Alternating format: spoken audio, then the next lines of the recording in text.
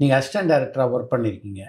கஷ்டம் சார், கஷ்டம். அனுபவம் வந்து ஒரு அசிஸ்டன்ட் டைரக்டராக இருக்கிறது தான் வந்து ப்ரொடக்ஷன் டைம்லேயோ இல்லை ஒரு படம் பண்ணுற டைம்லேயோ ரொம்ப கஷ்டமான ஒரு வேலை. ஏன்னா கரெக்டாக நடக்குதோ தப்பாக நடக்குதோ திட்டு வாங்குறது எல்லாமே அசிஸ்டன்ட் டைரக்டர்ஸ் தான். அதனால் வந்து எல்லா விஷயமும் கரெக்டாக இருக்கணும். அது வந்து ஒரு படத்து உள்ளார போகும்போது 100-150 பேர் இருப்பாங்க ஒரு செட்டில். ஒரு 5லேருந்து 10 அசிஸ்டன்ட் டைரக்டர்ஸ் தான் அவ்வளோத்தையும் எடுத்துகிட்டு வந்து ஹேண்டில் பண்ணி எடுத்துகிட்டு வரணும். எங்களுக்கு வந்து 5 பேர் தான் நாங்கள் இருந்தோம். அதில் 2 கேர்ள்ஸ் இருந்தாங்க, 3 பசங்க.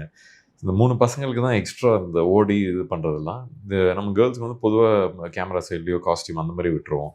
ஸோ ரொம்ப கஷ்டமாகவே இருந்துச்சு. ஏன்னா கிட்டத்தட்ட ஒரு 2 months கேரளாவில் ஷூட் பண்ணோம். அந்த டெரெயின்லாம் ரொம்ப கஷ்டம். அந்த மலைப்பகுதி, இந்த அட்டை இதுன்னு எல்லாத்தையும் பார்த்தாச்சு. ஒரு ஸ்டேஜ் மேலே அப்படியே வெறுப்பாயிடுச்சு.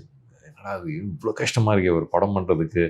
அதுக்கப்புறம் டக்குன்னு வந்துருச்சுன்னா 2 மணி நேரத்தில் ரிவ்யூ பண்ணிட்டு போயிடுறானுங்க அப்படிங்கிறதுலாம் வந்து அசிஸ்டன்ட் டைரக்டர் இருக்கும்போது ரொம்ப கடுப்பாகும். பட் அது புரிஞ்சுக்கிட்டிங்கன்னா இண்டஸ்ட்ரியிலையோ இல்லை ஷூட்டிங்லேயோ இருக்கிற எல்லாத்துக்கும் எவ்வளோ மதிப்பு கொடுக்கணுங்கிறது உங்களுக்கு தெரியும்.